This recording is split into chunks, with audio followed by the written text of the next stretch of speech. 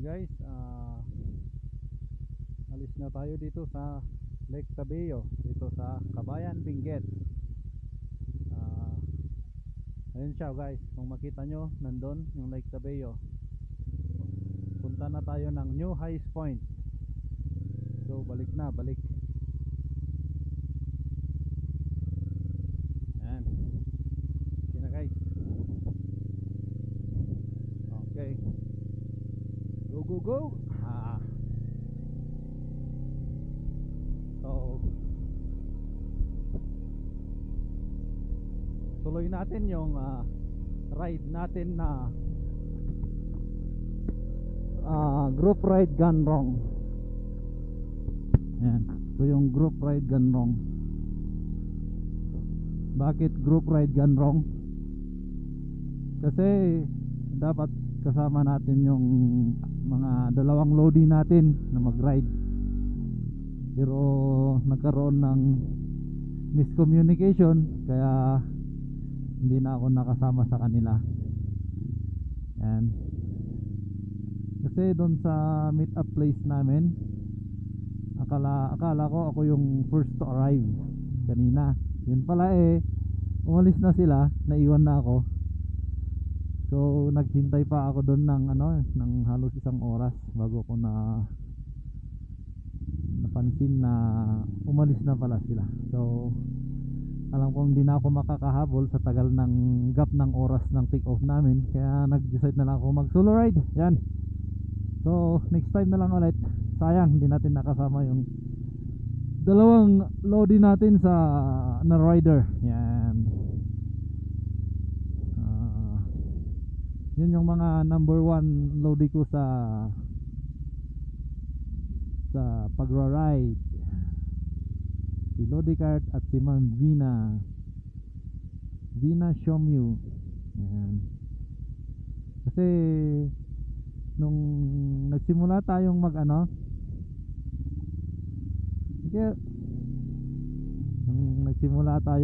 sila ang first na naka group ride ko noon. Way back 2017, yun ang first. Kasi dati solo ride ako noon, then I decided to join a group ride. Sila yung mga nakakasama natin noon hanggang ngayon naman na. So medyo may mga part lang guys na ganito, pero konti lang man naman, manageable. Kahit 4 wheels, 2 wheels, kaya to. Yan. Kasi dry naman siya, hindi naman siya yung sa motor. Pag motor kasi, pag yan basa, delikado, madulas. Yan. So napuntahan na natin yung Lake Tabeo. Lilipat ako sa New Highs Point. Though hindi naman natin first time pumunta dito, nakailang balik na ako dito.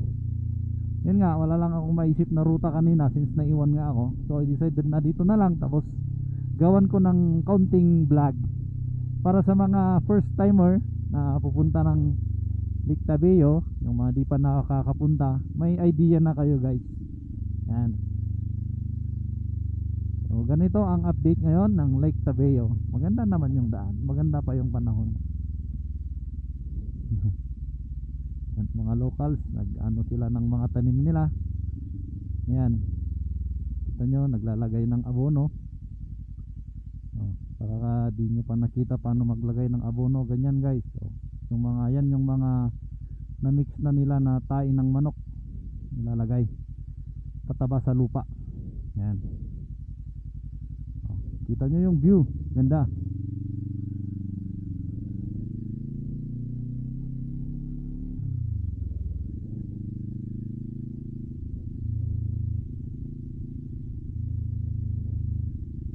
Yan, may mga locals tayo dyan.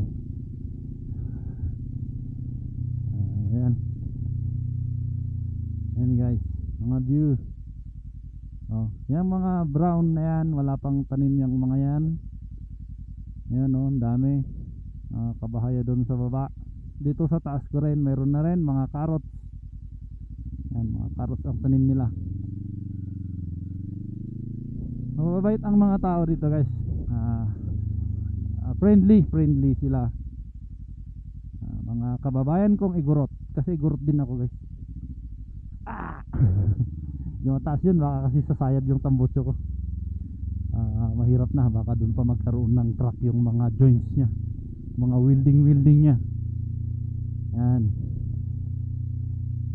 So yun na tayo. Ang ganda, parang alam mo yung nagmumotor ka tapos parang nasa langit.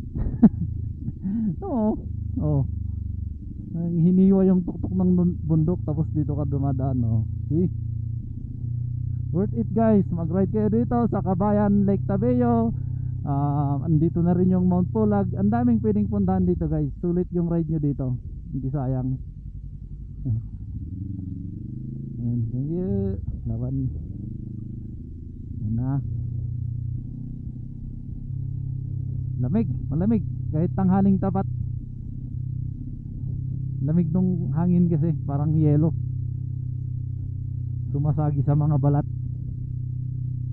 para kang pinapahiran ng yelo. Yan o, nasa gitna na tayo guys. Yan o. Oh, drone shot. Maglagay ako ng drone shot. Yan. Okay. I-akit ko konti to para mas ano pa, mas visible. Yan, kaya pa naman. Yun guys, let's go. So, may mga part lang na ganito, pero kaya mo yan guys. Oh, kunti lang naman.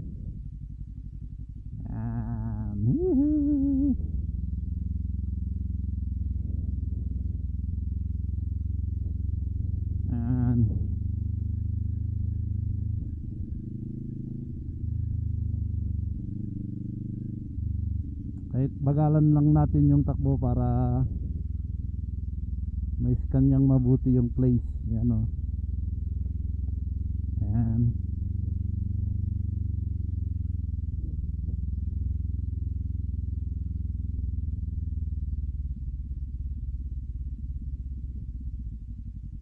Tandaan na natin guys, baka biglang may packet pala.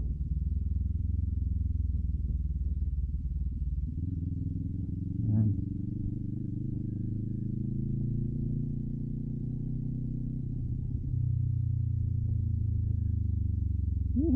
Lulusong natin dito sa konting tubig para madumihan naman yung motor natin, para ebidensya na nag-ride talaga tayo.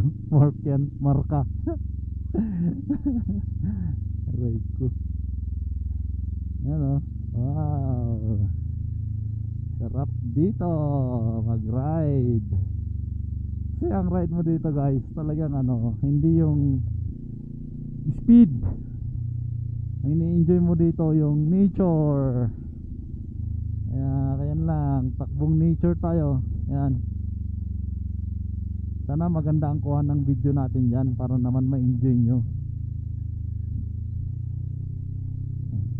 At sa mga bago pala sa channel or nakakapanood ngayon nito guys, can I ask you a favor? Please subscribe and hit the notification bell and the like button, para naman mas lala akong ma-inspire na pagandahin pa yung mga, or ituloy yung pagbibideo ng mga lugar na napupuntahan natin. Yan, para naman mabigyan ko kayo ng mga, yung mga hindi pa nakakakita, nakakapunta ng idea sa mga lugar na to. Malay mo someday makakapunta rin kayo dito. Meron na kayo yung mga idea kung saan dadaan, yung about sa lugar. Yan, yung weather, yung kalsada. So please guys, pa-subscribe naman po. Thank you. Yan. So nga pala, kung yung mga 300 subscriber natin, thank you po sa inyo. Kasi nung ginawa ko to noon, parang pan lang siya dati eh. Parang para lang ma-record ko yung mga memories ko sana sa pagra-ride. Kasi yung mga naunang videos, pictures ko nilagay ko sa Facebook is na-delete. At least daw dito sa YouTube hindi na. Pero lately napag-isip-isip ko na habang nagpo-post ako ng mga videos, tinutuloy ko tong channel na to. Parang naisip ko nga mas maganda nga naman pag bilhan ko ng mic ito para nakakausap nyo, nagsasalita rin ako, parang nakakausap nyo na rin ako, nasasabi ko agad yung tungkol sa lugar yan. Kasi yung mga nauna talagang ano lang, video lang ng mga daan, ganun lang ginagawa ko. Kasi isa pa guys, hindi ko naman biglang naisip to, ginawa ko, ilang beses ko nang naisip to, kaya lang alam nyo kasi kami lalo na ako, may lahi akong Igorot na mostly sa amin ang origin namin is mahiyain talaga. Hindi namin talent masyado yung nag-entertain na nagkukwento dito, nagsasalita. Pero yun nga, nung pinapanood ko yung video, naisip ko lang na i-try at hopefully magustuhan nyo guys, or pagtyagaan nyo na lang muna. Later on sana ma-improve ko yung mga ina-upload ko na videos yan. Okay. So yun talaga ang isang purpose ko dito. Passion ko kasi ang pagmumotor guys, sa totoo lang. Very passionate ako sa pagmumotor. Mahilig ako sa motor. Madalas din ako mag-ride. Kung saan ako pumupunta, minsan tong mga lugar na to hindi ko na mabilang kung ilang beses ko nang nabalikan. Saka isa pa guys, ngayon kasi mostly after nung pandemic, mostly na ride ko solo ride na lang. Yun. Dati kasi madalas ako group ride.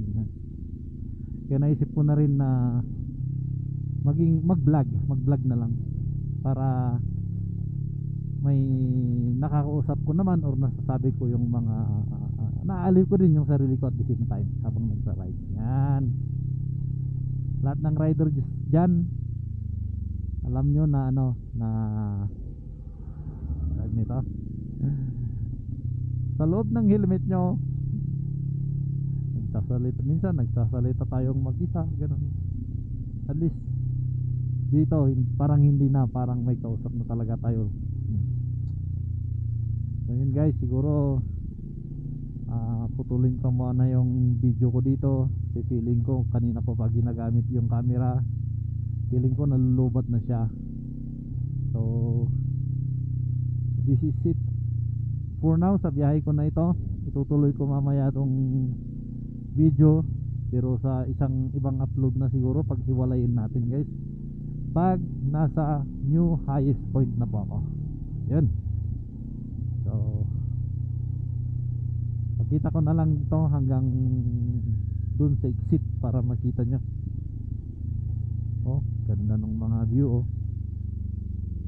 Tapos bawal ang nervyoso dito guys kasi matarik talaga yung daan. Pag umuulan sigurado madulas. Blah. Kaya nang sabi ko, nagpa-practice pa ako, kaya medyo nabubulol pa ako sa pagsalita, lalo na sa Tagalog. Kasi hindi naman kasi ako hindi yun ang gamit namin na main language sa amin. Ilocano ang ginagamit namin at saka Kankanai. Kaya medyo nagkakandabulol tayo pag Tagalog. Pero soon, gaya ng sabi ko, practice lang, kulang lang, tiwala lang yan, trust the process, sabi nga nila. Yan. Ito lang siya guys. Lagay mo lang sa second gear, engine brake. Yun lang, pag scooter dala mo dito, dapat magaling ka sa pag engage ng engine brake para hindi uminit yung preno.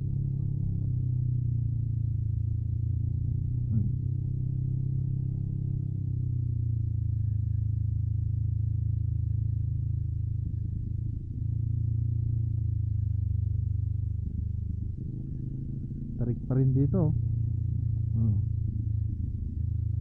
Yup. Tsaka yun nga pala, konting tips lang based sa aking experience doon sa mga nagsisimula pa lang magmotor, yung mga nag-aaral pa lang, mga newbie. Yan. Pag sa mga kurbada, lalo na pag hindi kayo familiar, dahan-dahan lang, at saka wag nyong kunin sa gitna, dito lang sa gilid, para kung may yung na-overshoot or nag-overtake, hindi kayo masasapul. Yan, ganito. Ganyan ginagawa ko guys. So far, so good naman. Safe naman tayo. Yan. Ito ay sa mga newbie lang po. Sa mga expert, no need kasi alam nyo nang ginagawa nyo. Yan. In case lang na may nanonood sa video natin na ito na mga newbie, mga aspirant, mga born to ride. Yan. Nabibigyan ko na rin kayo ng idea base sa akin pong experience. Again, hindi po ako expert. Isa din lang akong normal rider lang na gaya nyo naging newbie na rin, naging kamuti na rin, kamuti pa rin paminsan-minsan depende sa sitwasyon. We have to admit mahirap yung magmalinis ka masyado. Disiplinado naman tayo, kaya lang most of the time, kaya lang minsan di mo maiwasan eh. O yan, ito na pala iba guys, ito na yung main road. So pag galing kayo ng Kapangan is right side siya, landmark nyo yung waiting shed dun. Yan, akyat kayo dito, yan ang papuntang Lake Tabio. Do may karatula naman siya yun, no? Welcome to Mount Pulag. Yan, I hope nakita nyo yan. Welcome. Sundan nyo yung papuntang Balay, 2 kilometers lang. Yan. So yun guys, so putulin ko muna ang video ko dito. Tuloy natin mamaya doon sa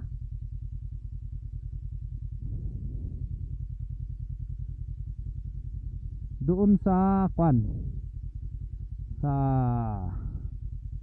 New Highest Point. So ito didiretso lang to guys, New Highest Point na po yan. Yan. So goodbye guys, thank you very much for watching. Hope you hit that notification bell, that like button, and please subscribe guys. Thank you.